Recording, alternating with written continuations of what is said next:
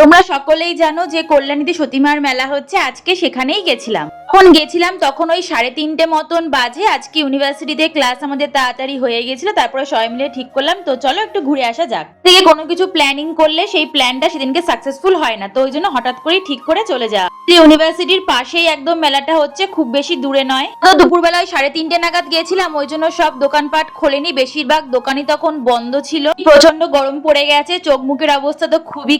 মন্দিরের কাছাকাছি চলে এসেছিলাম, তখন এখানে দেখলাম গরম গরম জিলিপি ভাজছে, টাটকা পরিষ্কার ভাবে ভাজা হচ্ছিল। অতিরিক্ত মিষ্টি ছিল, এগুলো ছিল ছোট ছোট জিলিপিগুলো, কিন্তু খেতে ভালো ছিল।